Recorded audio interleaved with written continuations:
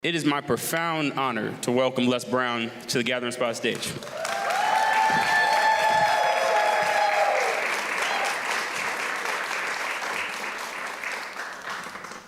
Good to see you. Thank you. Hello, how y'all doing? Fantastic. So it's an honor to have you here, sincerely. Thank you. I have a lot of things that I want to ask you about. The first and probably most important question that I have, though, is how are you doing? I'm cancer-free, debt-free, and drama-free. Amen. Your career, right? There are a lot of people, I think, in this day and age, and I want to, this is foreshadowing something I want to get into. Mm-hmm. You do something, though, that a lot of people wish or hope that they could do. So I want to talk about how you got there, right? Because we all come from somewhere, come from something. Where's home? Where are you from? Give us the origin story. I was conceived in Gainesville, Georgia, but I was born in Miami, Florida. My birth mother, I just discovered, here I am, 78, and I just discovered, if people go online and see the Les Brown surprise, 2021 surprise, that my birth mother and father, they were from Gainesville, Georgia. So when she became pregnant, she decided, because Gainesville is such a small town, to come down to Miami and to give birth to me and my twin brother. We became foster kids. She gave us to Mrs. Mamie Brown. Whenever I speak, I always say, all that I am and all that I ever hope to be, I owe to my mother, that God took me out of my biological mother's womb and put me in the heart of my adopted mother. And so that's how I ended up in Liberty City. We were born in an abandoned building on a floor. Jackson Memorial Hospital at that time in Miami did not receive black kids or black people. And so we ended up, they were driving around and she started having labor pains, the rumor goes, and they saw this abandoned building and went in and gave birth to us. Growing up, I wanted to be an attorney. What did you aspire to be growing up? I wanted I had a compelling urge to want to take care of my mother, because Mama adopted my twin brother and I, and she never had any children herself, and she adopted 5 other kids. So we were first foster children, and then we became adopted. And I decided very young, seeing how hard she worked as a single mother, I said, I'm going to take care of you, Mama, when you get older. And when I become a man, I'm going to buy your home, and you'll never, ever pay another bill, because I believe that I'm old school. And I asked her, when will I be a man? She said, when you turn 18. I said, when I turn 18, you'll never pay another bill. And my mother, the way she raised us, my brothers and I, she said, if your wife has a job and a husband too, one of them's got to go. So I said, you won't have to worry about that anymore. I got you. Where does that confidence come from? I imagine from her, right? But yes. Well, I learned from my mother. She was so relentless and unstoppable. She went through a whole lot. She only had a 3rd grade education, but she was a person that when she made up her mind to do something, she made it happen. She promised our birth mother, Dorothy Bell Rucker, who's from Gainesville, Georgia, and a motivational speaker and an educator, and my grandmother, Beulah Rucker. They have the Beulah Rucker Museum in Gainesville. She was a motivational speaker and teacher and educator. She spoke with Mary McLeod Bethune and New Eleanor Roosevelt. And so she promised her that, hey, these boys will never go to bed hungry. They will always have clothes on their back and a roof over their head. And she kept her word. And one of the things that I believe as we look at ourselves, look at our goals and dreams, we must honor ourselves with our words, and that because words have power. And she had a lot of choices of giving us to just anybody, but she didn't. She waited for the right person. And they said that when the two of them met, Dorothy Bell Rucker and Mamie Brown, Mr. Moss, my godfather, said, she looked her in the eyes and she got real close, their nose already about to touch. And she asked, are you going to take care of my boys? And she said, yes, ma'am, I've never had any children before. She said, you promise never to allow anybody to separate them. She said, yes, ma'am. And then the two of them stood there and looked at each other. And it was very silent. And Mr. Moss said that my birth mother at that time, with tears in her eyes, said, this is the one. I want her to take my boys. And so at that moment, she gave us to Mamie Brown. And when Mama started walking out with us, Mr. Moss said, my birth mother followed close behind. And Mr. Moss opened the door and she got in the car. And then my birth mother came close to the window, said, you swear you will take care of them? And she said, I swear.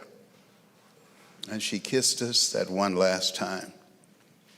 And she said, as she hit the side of the car, go, Mr. Moss, go now. And he said he drove off slowly. And Mama, she leaned back and she looked at us and started rocking. And she just said, thank you, Jesus. Thank you, Jesus. It's a powerful story. When did you first come to learn this story? Because it's incredibly powerful, but... Last year. That's why I've said, I mean, this, you can't make this kind of stuff up. And listen to this. 7 is my lucky number. I just found out that my birth father, Oliver Randolph, he was born June 7th. Wow. My favorite color is red. My birth mother's favorite color is red. She has a red house. Okay. And so there are things that I met 2 brothers that I had no idea that I had, Rudy and George. And they say to me constantly, when we see you speak, we were raised by our mother. You never saw her. But your mannerisms and how you speak, we carried her bags and we watched her. We don't do what you do. And we don't understand, how is it possible? And what it is confirmation that all of us have greatness in us. But you have to be willing to put in the effort and the time and invest in yourself to develop your greatness. Otherwise, you will rob the cemetery of your genius if you work on it. But if you don't, then you're going to enrich the cemetery. Dr. Miles Monroe, who was one of my mentees, he constantly said, live full and die empty. And that's what I do. I want to say this before your next question. I told you I was very upset with your mission statement. You did. Because it is so profound. And I said, I wish I had written that. And I don't think I can write anything better. I said, I'm mad at them. Because when you think about where we are and what we are facing now, Dr. Carter G. Woodson said, if you can determine what a man shall think, you never have to concern yourself with what he will do. He said, if you can make a man feel inferior, you never have to compel him to seek an inferior status, for he will seek it himself. And if you can make a man feel justly an outcast, you never have to order him to go to the back door. He'll go without being told. And if there's no door, his very nature will demand one. And so my goal and objective is to help us to eradicate the virus of HIV, hood-infected virus, AIDS, addiction to incarceration, and death syndrome. And the way to do that is, one, helping us to get a larger vision of ourselves beyond our indoctrination, our mental conditioning, upgrade our skill set and our knowledge, and create a community of collaborative, achievement-driven, supportive relationships. That's crucial. The gathering spot concept, you earn within $2,000 to $3,000 of your closest friends. The Academy Award winner Sidney Poitier said that when you go for a walk with someone, something happens without being spoken. Either you adjust to their pace or they adjust to your pace. Whose pace have you adjusted to? And so part of what I train is practicing the principle of OQP, only quality people. If you want to make it today in this environment that the late Peter Drucker called the 3 C's, accelerated change, overwhelming complexity, and tremendous competition, it's very important that you create gathering spots of greatness, of people coming together, willing to help each other, to upgrade and elevate our thinking, our skill set, and our knowledge so that we can navigate this new place. We're in this place where Einstein said, the thinking that has brought me this far has created some problems that this thinking can't solve. Two-parter here. What do you think is the main thing that is holding us back? And I want to look at it from the vantage point of us as individuals, but just also us as a community. What's stopping us from getting there, wherever there is? Our mental conditioning. When I was in the 5th grade, there are things that happen to us that we feel at the time they happen, but really in reality, they happen for us. Like when I was in the 5th grade, I was labeled educable mentally retarded and put back from the 5th grade to the 4th grade. And I feel again in the 8th grade at Booker T. Washington High School. I have no college training. But I had this high school teacher, Mr. Washington, who told me, he said, Mr. Brown, he said, young man, I want you to go to the board and work this problem out for me. I said, sir, I can't do that. I said, why? I'm here just looking for my friend MacArthur Stevens. He said, do what I'm asking you to do anyhow. I said, I can't, sir. And he said, why not? I'm not one of your students. I told you I'm not one of your students. And so the other kids started laughing, saying, he's Leslie, he's DT. He's got a twin brother, Wesley. Wesley's smart. And he asked, what's DT? He's the dumb twin. And they started laughing. And he looked at me, and I said, I am, sir. And he came from behind his desk. And in the spirit of Ryan, he said, don't you ever say that again. Someone's opinion of you does not have to become your reality. Do you hear me? And I said, yes, sir. At this stage of my life, at 78, I don't know how much time I have left, but I'm doing something that T.D. Jakes said. There's no success without successors. So I'm teaching people who have a hunger and willing to invest in themselves and put in the time and effort to become effective communicators. Steve Jobs said the storyteller is the most powerful person in the world. What he did when he spoke to me, Mama said, sticks and stones can break your bones, but words can never hurt you. That's not true. Words can hurt you, and very deeply. But what he did, and I have a young man with me named Claudio from Brazil that's here with me. He distracted me. How we live our lives is a result of the story we believe about ourselves.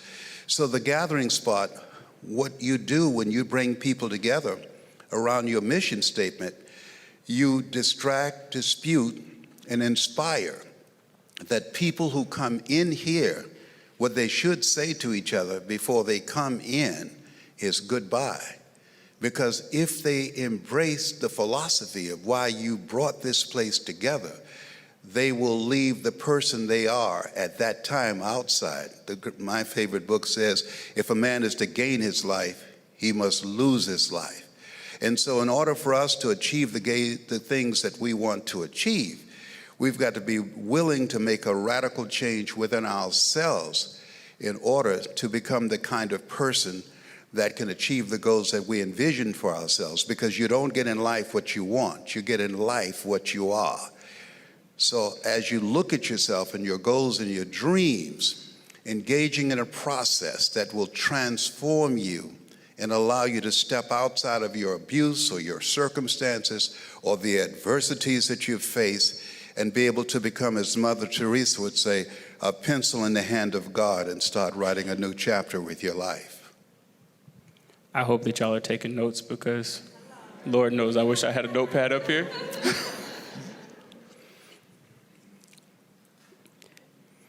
For folks that are here and watch this conversation that say, absolutely, I agree, I want better, I know I deserve better, but I've been in this position that I'm in here for a little while. How do I start this process? I see the vision on where I could be, but I'm here right now. What say you? What happens tomorrow? What's a practical thing that folks can do when they get up? Is don't do what you just did. When you and your friend got together and you had a vision of manifesting this, you had no one to go and talk to and ask, how do we do it? This place, this concept did not exist. Our favorite book says, commit thy works unto the Lord, and thy thoughts shall be established. In all thy ways acknowledge him, and he shall direct thy path. So you have to just make the commitment. Nothing happens until you make the commitment. Nothing works until you work. You put in the work for this to take place. And let's use work as an acronym. W, the willingness to do what's required. The willingness to do the things today others won't do in order to have the things tomorrow others won't have. The O stands for ownership mindset. You created a place, a space. Space is very important because God made a space for us before he made us. He didn't just make us and had us dangling in the air. We need a space that we can come to that allow us to create a community so that we can begin to take each other to a place in ourselves that we can't go by ourselves. That's what Mr. Washington did for me on that particular day. The R stands for reinvent yourself. That thinking that got you here won't serve us in this new environment. We're in this place where Peter Drucker said that we must be willing to unlearn, learn, and relearn so that we can navigate where we are right now. And the K stands for kindred spirits, that when you are around people that's going in the direction of where you are going, that what it does is it challenges you. It creates a synergy. It allows you to do things that you could not do by yourself because of the relationships that you're around that hold you accountable to a higher standard. I met a young man named Mike Williams, and I wish all of you write this down. He wrote a book called The Road to Your Best Stuff. And you look so much like the young Mike Williams. And he was my newsman. I was disc jockey at WVKO radio station in Columbus, Ohio. He saw this Les Brown before I saw this Les Brown. He was my newsman. He said, Brownie. I said, yeah. He said, man, you can do more than be a disc jockey.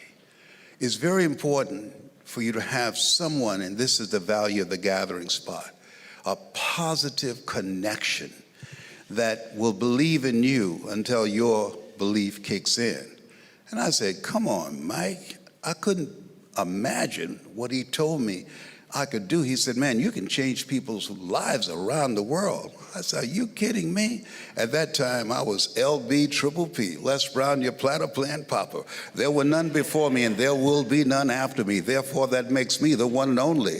Young and single and love to mingle, certified, bona fide, indubitably qualified to bring you satisfaction, a whole lot of action. Look out, baby, I'm your love man. I was hungry. And so he saw this dude, and I'm thinking, I would have seen him too. I'm I'm a disc jockey, man. And I said, what do you think I can do other than this? I thought, have you ever had somebody see something in you that you didn't see in yourself? Yeah, and he said, Les, I see you going to these seminars and these workshops. He said, I hear you quoting Malcolm and Dr. King all the time. He said, what's in them, it's also in you. I was Les Brown, the man about town at that particular time. And I said, what you talk about, Willis?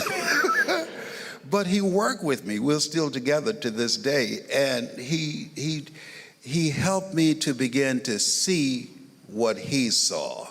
And it was a process. When did you see it for yourself? It was an ongoing process, but I think that the deciding moment was when I spoke in the Georgia Dome. There's a video that's on the internet. Millions of people have viewed it, called It's Not Over Till You Win. And the guy that invited me, Dexter Yeager, he did not like me at all. He'd never had a black person on his stage as a motivational speaker. He had a choice of Dr. Norman Vincent Peale, Zig Ziglar, Tony Robbins, Jim Rohn. And he asked me, do you know why I asked you to come? I said, why? He said, because I need someone who can command this audience. I said, oh. And he said, I don't like you. And I didn't ask him why. I had to remember why I was there. And I just kept thinking, if he's chosen me to do this, I'm not interested in getting into an argument with this dude, okay? Mike Williams said, Brownie, keep the main thing the main thing. So he said, I don't like niggers. And as I was sitting there, Liberty City was about to come out. And I remember something that Mike told me. He said, anger is a wind that blows out the lamp of the mind. I decided not to get angry. And I didn't answer and I didn't respond. And I know he wanted a response from me. He said, but there's something about you. You speak from your heart. And I need someone to command this audience. And you don't speak from your head, you speak from your heart. And you've come from some hard times. And you are the one to do this job today. I said, thank you very much. And I was frightened. I thought they brought me there to speak to 500 people in a dining room area. And the guy said to me, you Les Brown? I said, yes. Man, what is it like to speak to 80,000 people? I said, I don't know. You don't know? I said, no. He said, come here a minute. So he took me, he said, look out there. You see those people there? I said, yes. He said, that's who you're speaking to. I said, to them? He said, yes, all white audience. I took off and started running down the hall. He said, where are you going? I said, to the bathroom, but it's number 1. So they called Mike and said, Les is in the bathroom and he won't come out, because I couldn't hear the voices in my head. And he said, Brownie, you're scared, aren't you? I said, yes. Brownie, can you hear me? I said, yes. I said, Mike, it's 80,000 people. I've never spoke to an audience that large before. He said, so what? They came to hear you. You didn't come to hear them. I said, Mike, oh my goodness, I can't hear the voices. He said, Brownie, just remember these words: distract, dispute, and inspire. He said, do it for your mother. I said, man, don't use my mama against me. He said, you always said you wanted to buy her home. If you make this happen, man, this will be a big deal. People around the world will see this, and it will be a deciding point in your speaking career. Do it for your mother. She's going to tell the neighbors about it. She's going to say, that's my boy. I'm so glad that I adopted them. And I said, okay. I came out and started walking toward the stage. And when I went up the steps, he looked at me and he said, you got this. And I said, you believe in me, Mike?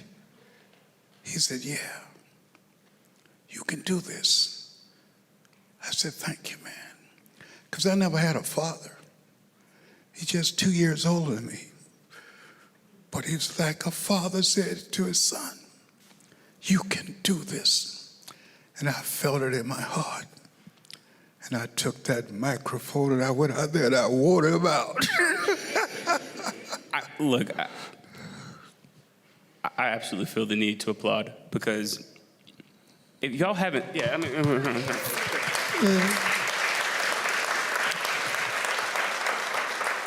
if y'all haven't seen the actual speech that we're talking about, please, tonight, go do that. Because it's an iconic, legendary, to know that was going on in the background, and for you to step on stage and to deliver in that way. Many of us are facing, in our own way in our life, that moment, right? We're backstage.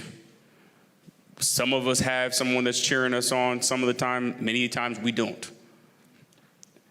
What advice do you have for people, for me, all of us that have that moment on a regular basis, right? And are trying to figure out, we heard how you were able to overcome it in that circumstance. I'm sure you've had to do it many other times. What advice do you have for folks that feel that they know exactly what you're talking about? It wasn't that situation, right? But it's something that feels like it in their life right now, and they don't know how to go out there and walk and go see 80,000 people. I'm glad you asked me that question. I decided that as a result of my talking to Mike, and he asked me, who do you want to speak to? And at that time, I had a limited vision of myself. I said, I want to speak to the Urban League and the NAACP, and all of a sudden, the phone went dead. So I called him back. I said, Mike, we lost the signal. He said, we didn't lose the signal. I said, what happened? He said, I hung up on you. I said, why in the hell would you hang up on me? He said, I don't want to work with somebody who has a limited vision of themselves. I want to work with somebody who wants to speak to the world. And he hung up again. So I called him back. I said, Mike, that's me.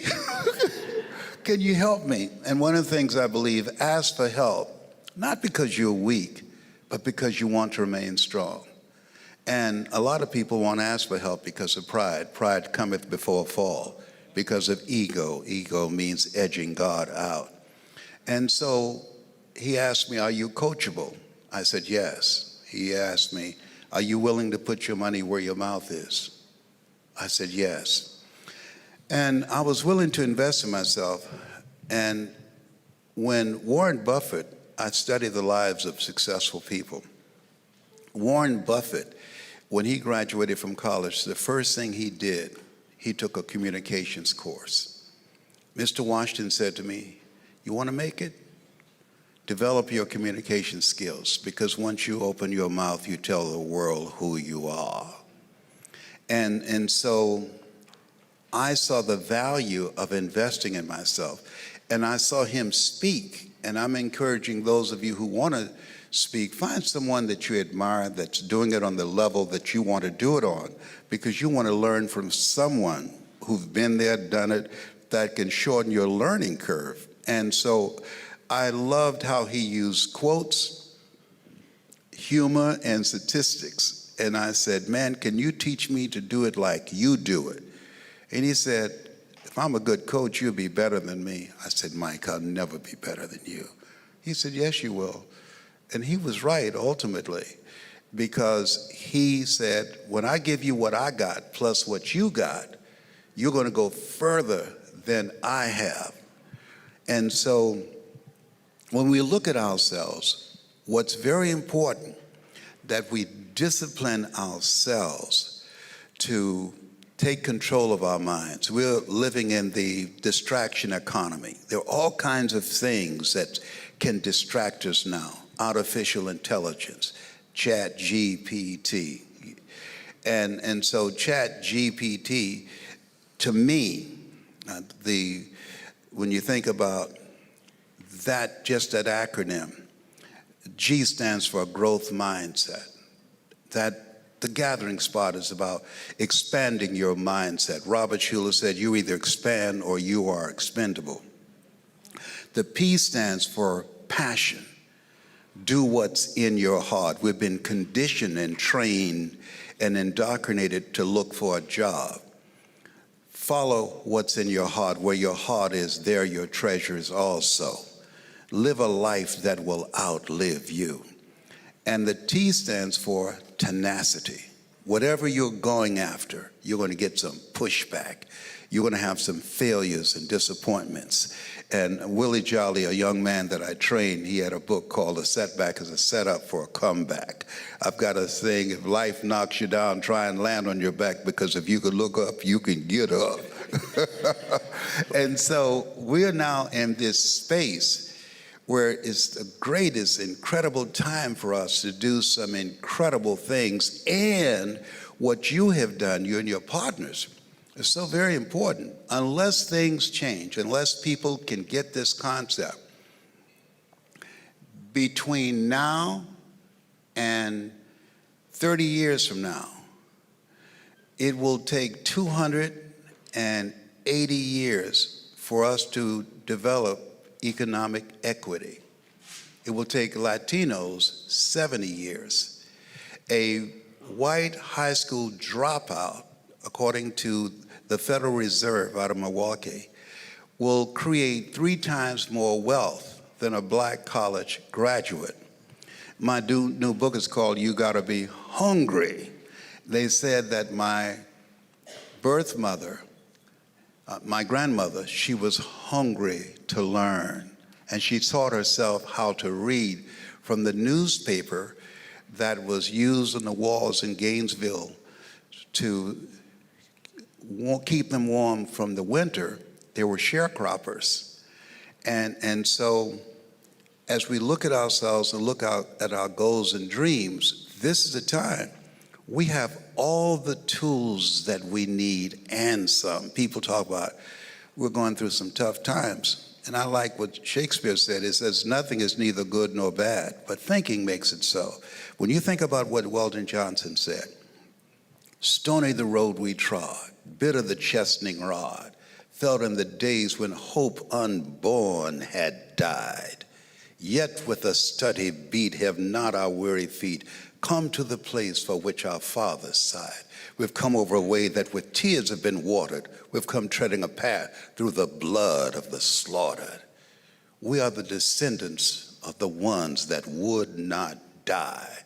Every time I open up my presentations, I say, you've got greatness in you. And that you now have created a community where people can come, put in the time, the efforts, build a community of greatness that will allow them to turn adversity to their advantage. I appreciate that. And truly, this thing it's us, right? It's never really been about, we started this thing in my apartment, but it's collectively been a we thing. I want to talk about the craft, right? There are a lot of folks that are trying to do,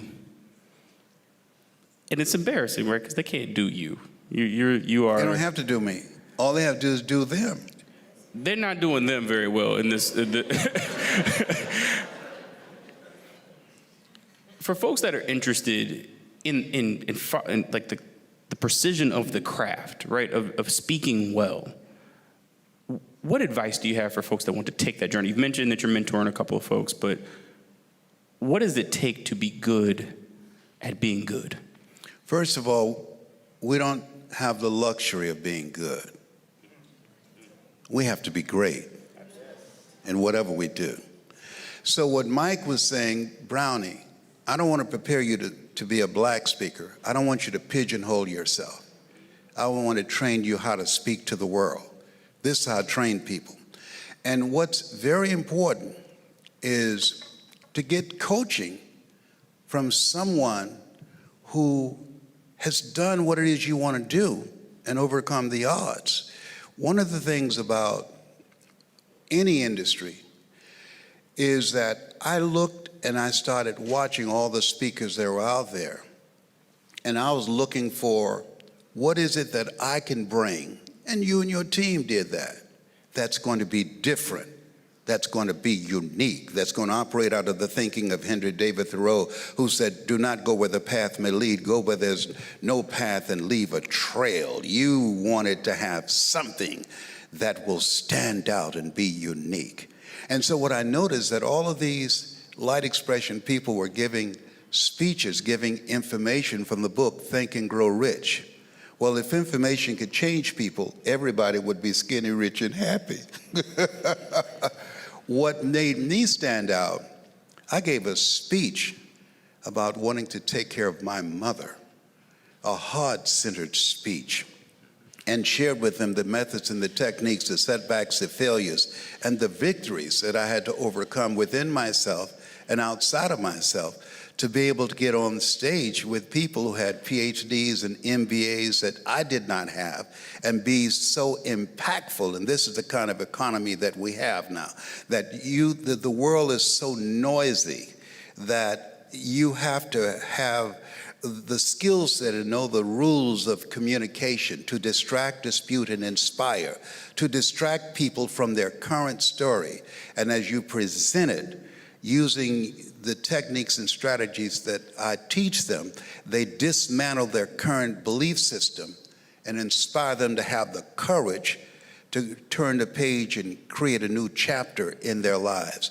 And so if they've got the coaching, like there's a basketball game tonight, the coaching is going to be very important on how those guys come out the locker room and decide how they're going to show up. So I was coachable. Most people are not coachable. Most people are failing because they don't know that they don't know, and they think they know.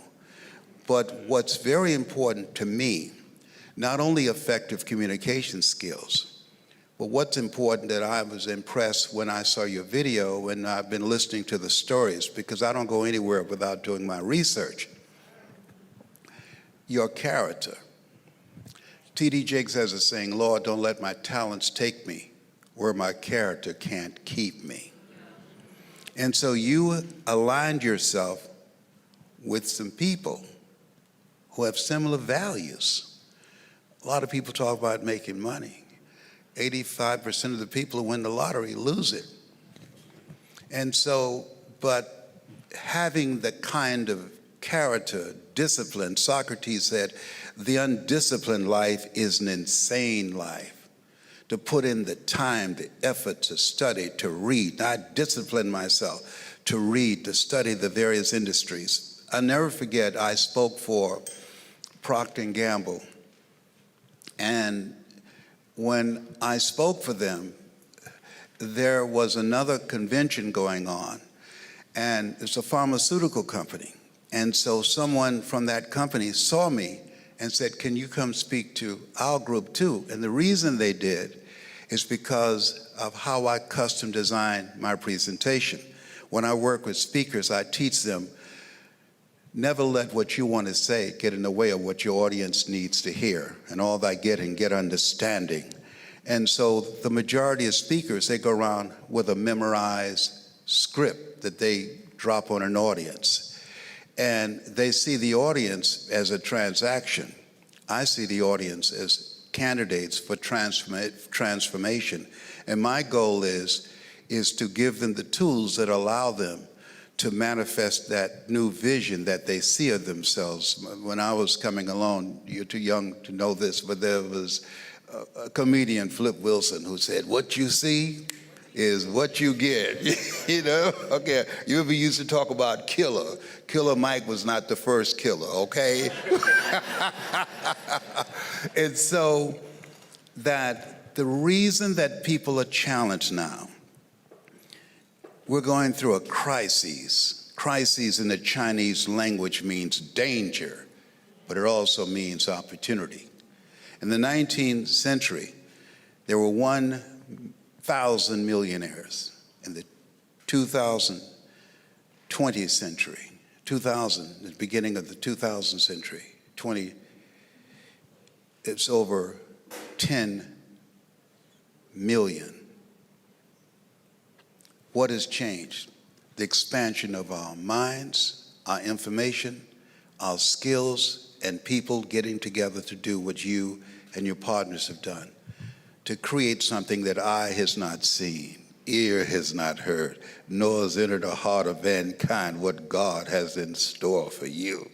And so I believe that this is an incredible time to be alive. More millionaires will be created in this time frame than any other time in history because of the adversity. I brought something I want you to look at. Where's this? And the reason I brought this here,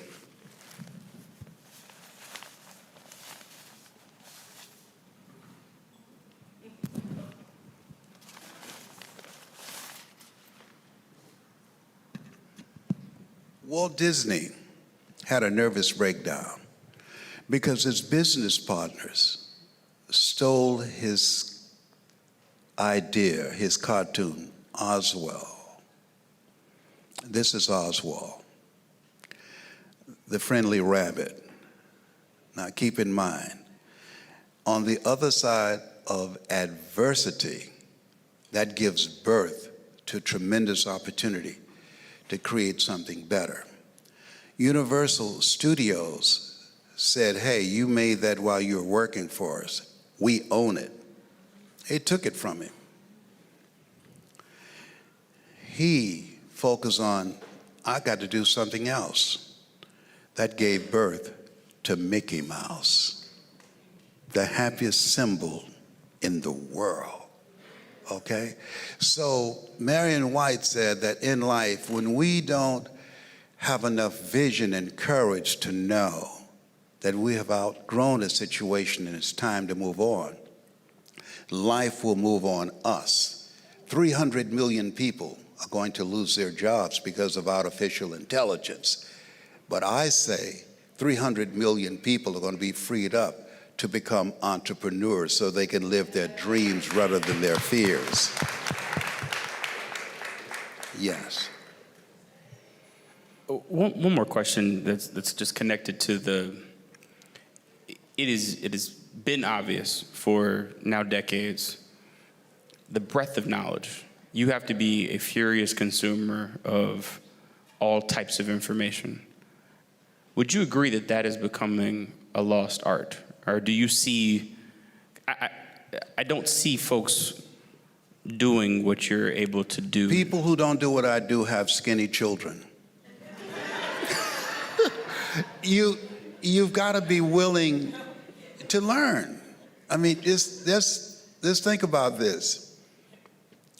When you look at how things are now, the things that we know now, if you go to college, within a year, everything you've learned is obsolete and you're in debt. Thousands of dollars you've spent, okay? So when you look at where we are right now, you can learn anything. People are getting degrees online. Frederick Douglass was beaten within an inch of his life because when the slave master came home and saw his wife teaching him how to read, he took him out in the backyard, tied his hands on a fence, and beat him with a whip. And the wife saying, why are you doing this to him? And Frederick Douglass had crawled under the house and heard the slave master say to his wife, don't ever teach a slave to read, because once he learns how to read, he'll never be happy being a slave. Let's talk about the book. Yes. This isn't your first go around the publishing. Why this book right now? Why this book? Why this book? Why this time? Because in order for us to make it in a culture where we have been considered less than, in order for us to make it in a culture for several centuries that we were considered three-fourths human, this culture where there were laws that said a black man has no rights in which a white man has to respect. In this culture, with systems and structures that are put in place to prevent you from making it, in order to do it, those who went before us and those who are now breaking through, you got to be hungry. People that are hungry are unstoppable. People that are hungry know you will fail your way to success. People that are hungry are relentless and unstoppable, and they're willing to do what it takes in order to get what they want. They won't settle for the things as they are now. People that are hungry, they know their vitamin. They have blood in their eyes. The reason that Claudio is from Brazil, and this young man who's here, he rode in the back of a truck with several other people for 23 hours with a hunger for a better life for his mother, for his brother, for his sister. And against all odds, he was able to get here. Here, couldn't speak the language, didn't know the culture. And within 8 months, he had his own business. Statistics indicate that the average immigrant have a 3 to 4 times greater chance of buying a home, having their own business before the average American. Why? Because they're hungry. Just think about this.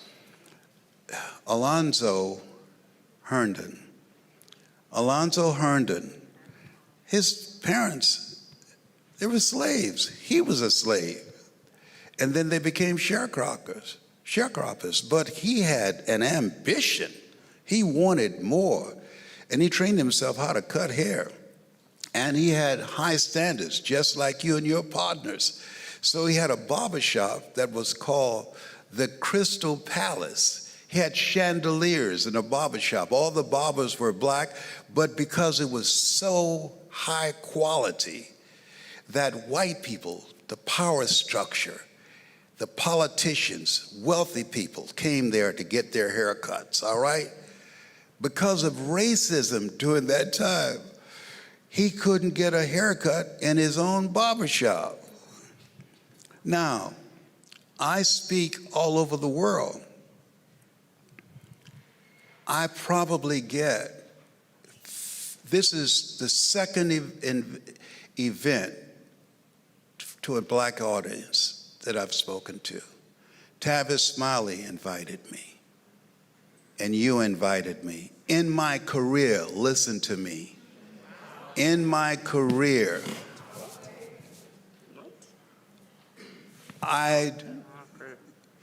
this is the third interview that I've had by an African American.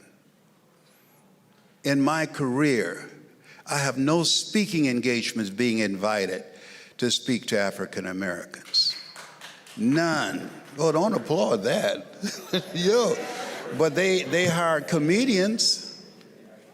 They pay money for entertainers. And so just think about this. I've been doing this for 52 years. All right? And so when you think about that, why? Is that we've been conditioned to buy into entertainment as opposed to things that can empower us.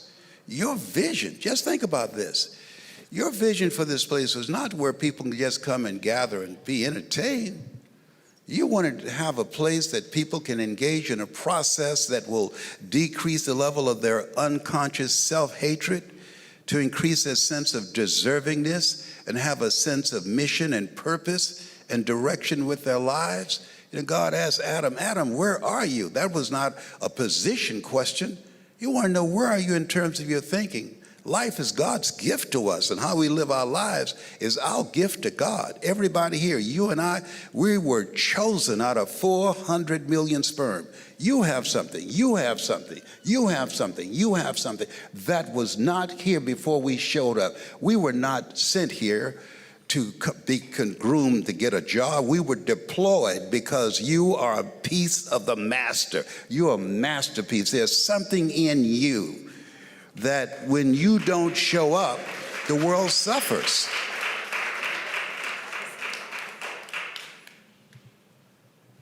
I can't ask any more questions after that.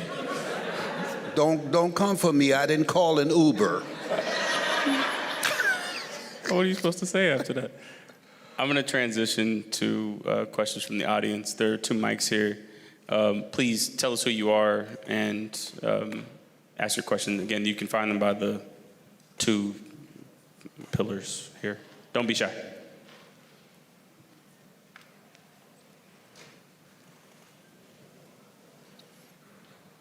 This is family business, y'all. Please don't be shy. Come on. It's gonna be. Hi, good evening. Oops, sorry. So thank you to the Gathering Spot for having this event, and thank you to Mr. Les Brown for just pouring into our spirits. While I'm listening to you speak and recognizing the wisdom that you've acquired throughout the years, I know that you've had to face quite a few adversities, and I guess my question is, how did you keep showing up and choosing yourself over and over and over again? Dr. Alfred Golson, who's since passed, who's just a brilliant brother, is an oncologist. And I'll never forget the moment when he looked at me and said, Mr. Brown, you have 4th stage cancer.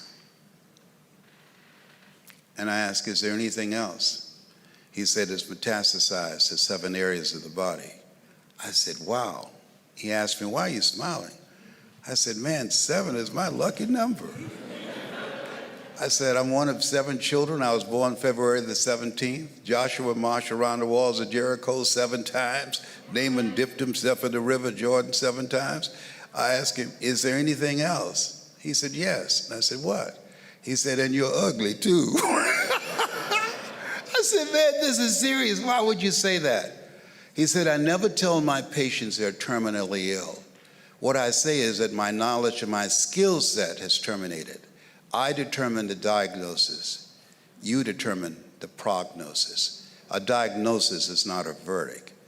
I carry that over in my life. If I have a setback, if somebody had rejected me, if I have some failures and I have my share, I see it as a setup for a comeback. We all have comeback power. Everybody here has overcome something. That's why Viktor Frankl said that adversity introduces you to yourself, that things are going to happen to us or the people that we care about. And we have the opportunity to make a decision. We make a decision, and our decisions make us. If you decide to make a decision because something happened, because what you were working on didn't happen when you wanted to work on, and you ran out of money, or you didn't get the support that you thought you would get, and you stop, then you've decided, I'm willing to settle for a life of mediocrity. Yeah. But you can also make a decision, as Walt Disney did, who had 2 nervous breakdowns and filed bankruptcy 7 times and said, this is not going to stop me. He filed a lawsuit. He said to his family, even after my death, I want Oswald back. They won the lawsuit 2 years ago, and he's been gone for over 40 years. So when you make a decision, even a broke clock is right twice a day, that you are not going to quit, that you're going to continue to move forward, that you're going to find a way to win. Life lines up on your side, and things happen for you. You attract the resources, the people, everything you need in order to make it happen. But you've got to make the decision. You've got to give God something to work with. If you do what is easy, quit, your life will be hard. But if you do what is hard, your life will be easy.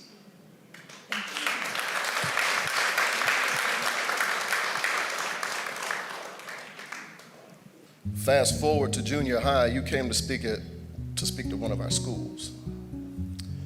And at that time, I'm gonna get choked up, sorry, but at that time, you had said, never let anybody tell you. Yeah, never let somebody's opinion determine your reality. And that burned in my heart from the time I was that age. And I walked this path, you know, that my friends didn't walk. I wore suits to school, I had satchels. I just walked different and I carried myself different. But somewhere along the way, life be lifing, right? Yes. And I used to watch people like you and Les Brown as a little kid on Channel 8, and all these different people who became my mentors later, Joe Madison, I used to listen to Farrakhan and all these different people and just soak up all this knowledge. But somewhere along the way, I lost a little bit of myself. And lately I've been going through this season where I've been down. And my wife said, hey, Les is coming into town. I said, what? I said, man, I haven't seen Les since I was 12 years old, I guess, or something like that. I'm tired, I don't feel good today, but I'm gonna make it. Because today, that flame that got turned down to low, man, I'm so ignited right now inside that it's hard for me to put everything into words. So I want to say thank you to Ryan.